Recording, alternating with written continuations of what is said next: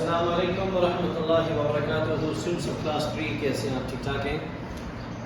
Before we go into this topic میں آپ سے پوچھنا چاہ رہا ہوں آپ کی عید کی چھٹیاں کیسے گزری ہیں؟ How were the vacations? دیکھو یہ ایک نعمت ہے اللہ تعالیٰ کی. ہر قسم کے جو حالات آتے ہیں نا we should make the most of it. اگر رو کر گزارو گے کہ یہ کیوں ہو رہا ہے، میں نے باہر جانا ہے، دیکھو اب ساری زندگی گھر میں قید نہیں رہ سکتے، ساری زندگی آزاد بھی نہیں رہ سکتے. حالات ایک طرح کے نہیں رہتے. Times situation changes from time to time. تو ہمیں اللہ کا شکریہ ادا کرنا چاہیے کہ اللہ تعالیٰ نے ہمیں زندگی دی. بے شمار لوگ اس دنیا سے رخصت ہو چکے. میں یہ بار بار بات اس لیے دہرا رہا ہوں آپ کی کھوپڑی میں بیٹھ جائے کہ it's a blessing to be alive. لوگوں کے پھیپھڑے فیل ہو گئے ہیں، الحمدللہ we are able to breathe without taking oxygen from cylinders. الحمدللہ. اس کے علاوہ اللہ تعالیٰ نے ہمیں چن کر مسلمان بنایا. We understand توحید. We are Muslims. We are practicing Muslims. We try to pray 5 times a day properly. ہم اللہ سبحانہ و تعالیٰ کو راضی کرنا چاہتے ہیں.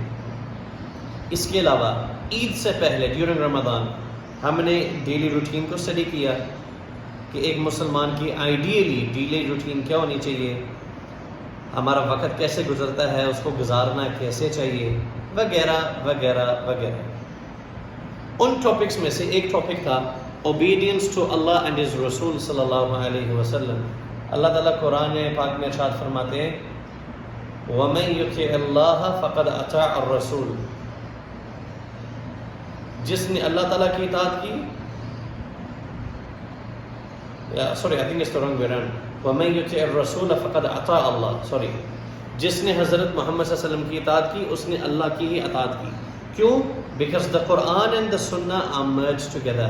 جس نے سنت پہ عمل کیا اس نے قرآن پہ عمل کیا، جس نے قرآن پہ عمل کیا اس نے اللہ کے نبی صلی اللہ علیہ وسلم کی بتائی ہوئی باتوں کے مطابق عمل کیا. So they both are interlinked. They both are connected. So when you follow the footsteps of Prophet Muhammad صلی اللہ علیہ وسلم you automatically عبید اللہ. کیوں؟ حضرت محمد صلی اللہ علیہ وسلم نے عبادت ہی اللہ تعالیٰ کی ہے. اس کے علاوہ we studied about charity.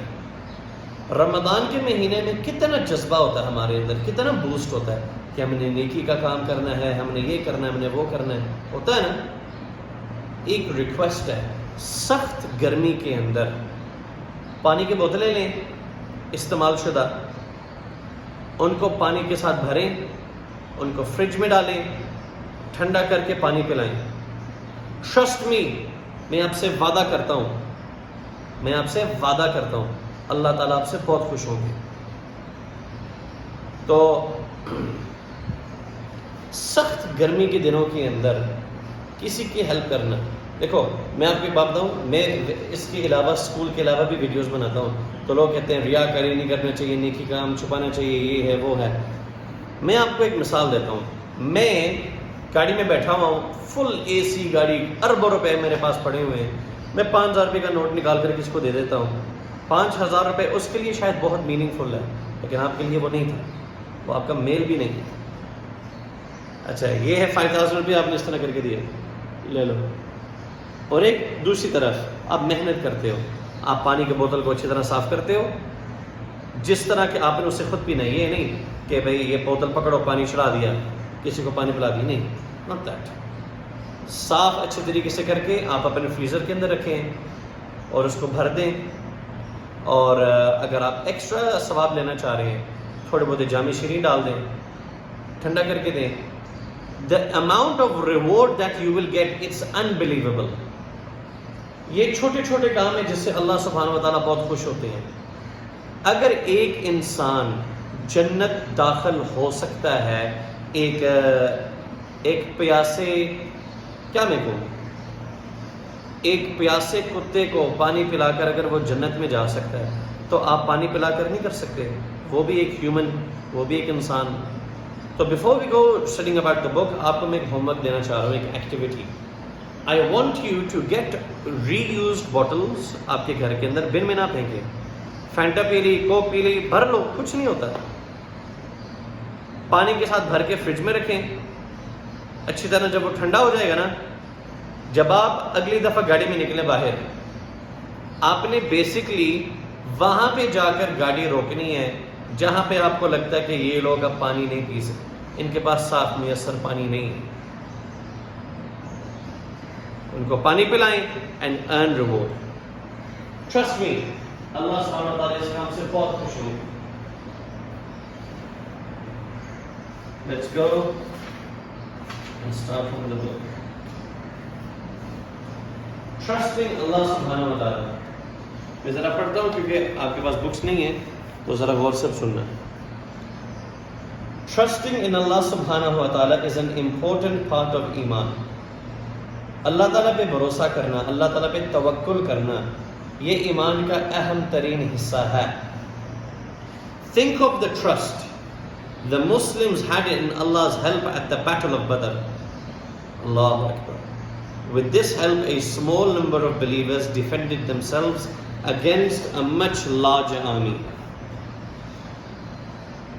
یہ ایک تصویر ہے جہاں پہ انہوں نے پرانی ایک تصویر نکالی کہ لوگ جب جنگ پہ جاتے تو آمنے سامنے کھڑے ہوتے ہیں. میں آپ کو ذرا ریکیپ کرواؤں. آج کل کے دور میں جنگ لڑنی ہو نا یا کسی کو مارنا ہو تو آپ دور سے کھڑے ہو کر راکٹ لانچ کر سکتے ہیں. فائر اے راکٹ، کئی کلومیٹر بعد دور جا کر پورے کا پورا گاؤں تباہ کر سکتے ہیں. آپ نے ایک انڈیویجول کو مارنے، کلیشنکوف لو، ایک بڑے رائفل لیں،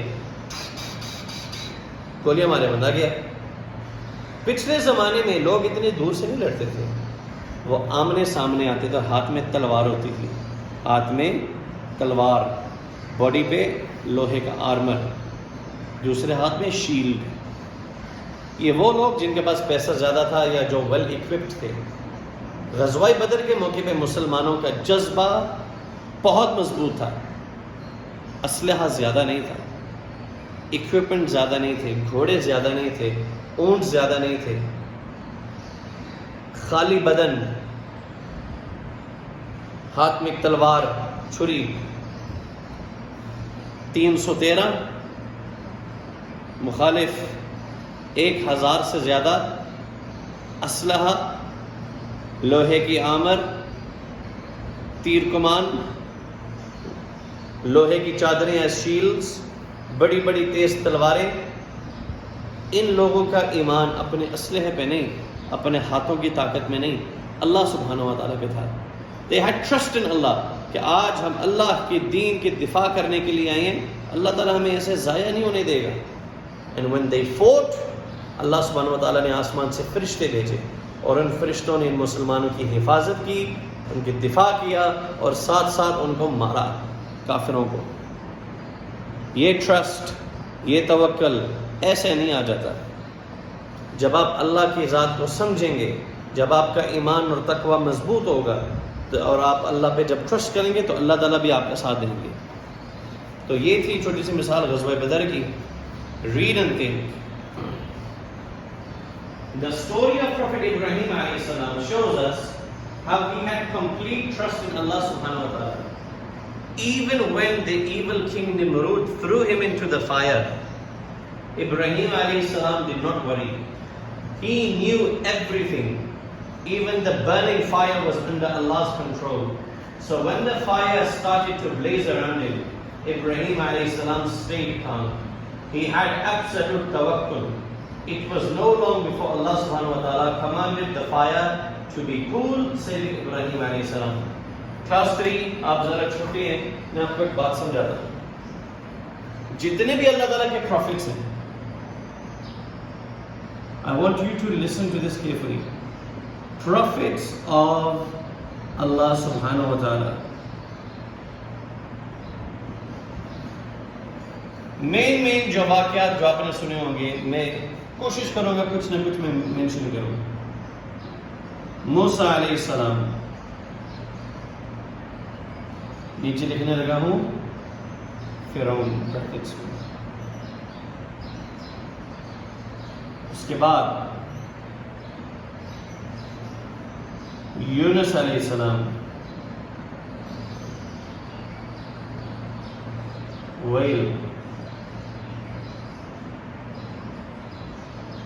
یوسف علیہ السلام،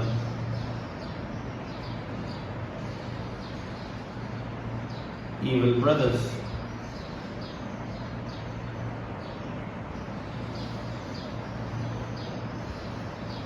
کے علاوہ ابراہیم علیہ السلام،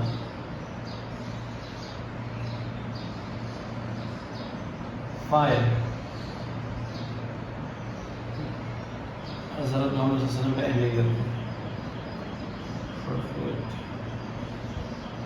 محمد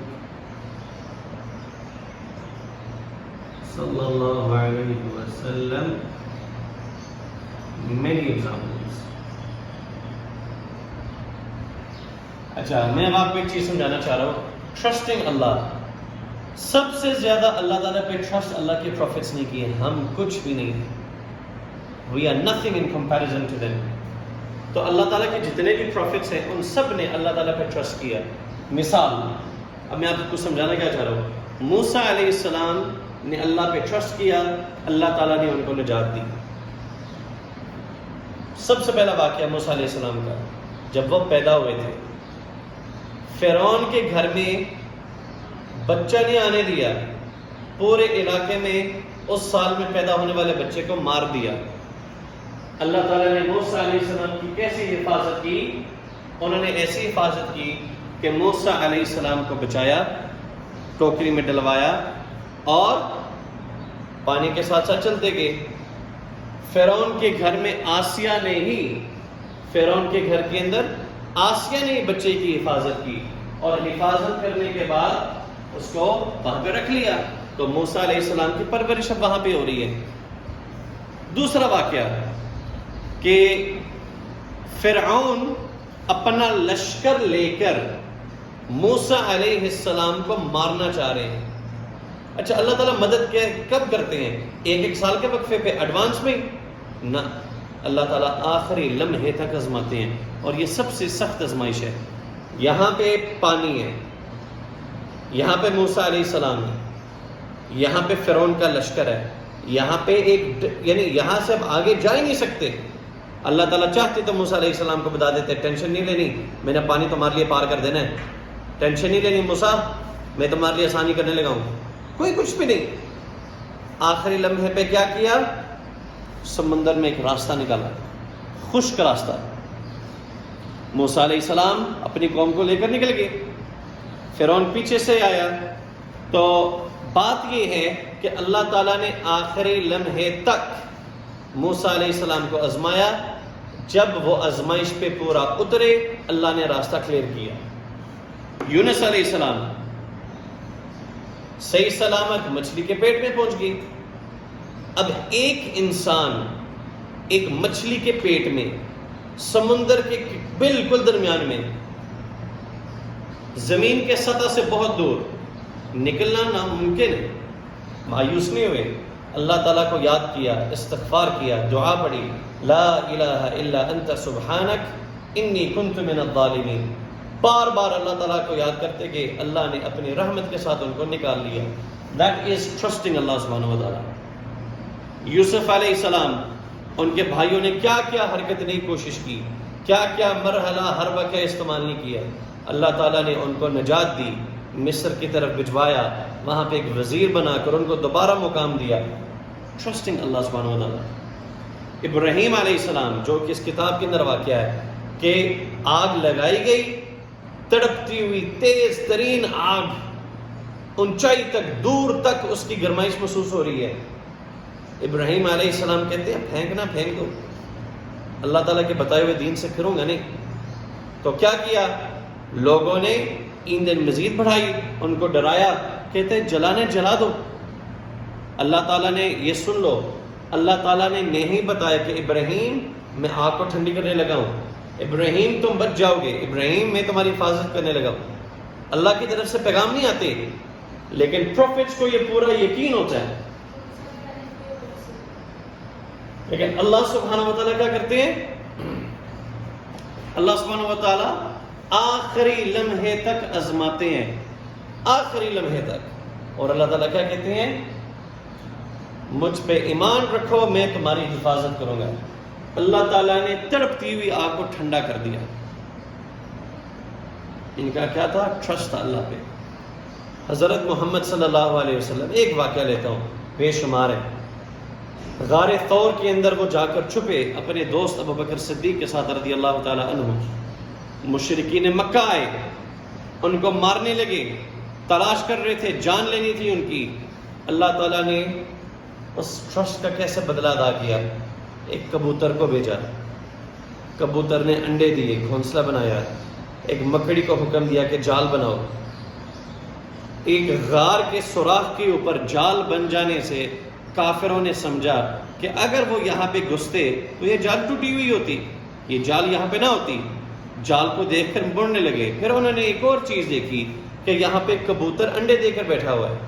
اگر کبوتر نے انڈے دیے ہوتے اور یہاں سے کوئی گزرتا, وہ اپنے انڈوں سے اٹھ جاتے. تو وہ کہتے ہیں لہٰذا محمد صلی اللہ علیہ وسلم یہاں پہ نہیں ہے. تو یہ نتیجہ ہے آف ٹرسٹنگ اللہ سبحانہ و تعالیٰ.